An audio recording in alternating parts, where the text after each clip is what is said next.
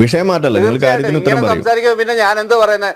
എല്ലാ ചർച്ചയിലും ചോദിക്കുന്നത് ഇസ്ലാമിനെതിരെ പറയാമോ, ഇസ്ലാമിനെതിരെ പറയാമോ എന്ന് ചോദിക്കുന്ന ആളോട് ഞാൻ എന്താ പറയേണ്ടുന്നത്? നിങ്ങളൊരു സാധനത്തെ എല്ലാ ചർച്ചകളിലും യൂട്യൂബ് ചാനലിലൂടെയും താങ്കളുടെ വിചാരം താങ്കൾ തസ്ലിമ നസ്രീനോ? താങ്കൾ തസ്ലിമ നസ്രീനോ? സാറല്ല, കളസങ്കീറിന്ന് മനസ്സിലായി. അതിന് തന്നാരും വിളിച്ചു തന്നെയല്ലേ എങ്ങനെയാ ആവശ്യത്തെ കാര്യങ്ങൾ ഇടപെടുത്താ പറഞ്ഞു കൊടുക്കണം എന്നെ പറ്റി. ഇനി ഞാൻ കുറച്ച് കാര്യങ്ങൾ പറയാം. അതായത് ഇവിടെ നമുക്ക് പറയാനുള്ളത്, ഞാൻ ഈ ചർച്ചയ്ക്ക് വിളിച്ചപ്പോ സത്യം പറഞ്ഞു കഴിഞ്ഞാൽ അത് ഉരിയാൻ കുറച്ച് പാടാണ്. ഓക്കെ, പണ്ട് കാലത്ത് സ്രാഗിനെ കണ്ട ഇവന്മാരൊക്കെ പെടുക്കുമായിരുന്നു.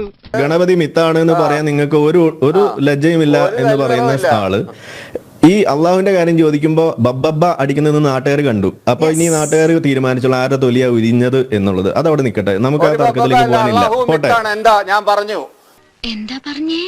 ഇടതുപക്ഷം സമ്മതിച്ചു അവിടെ. അപ്പൊ നിങ്ങൾ ഷംസീറിനെ തിരുത്തുകയാണോ ചെയ്യുന്നത്? ഗോവിന്ദനെ തിരുത്തുകയാണോ ചെയ്യുന്നത്? ചർച്ചയിലൊക്കെ പങ്കെടുക്കുക എന്നതാണ് ഇപ്പോൾ എന്റെ ഒരു ആശങ്ക.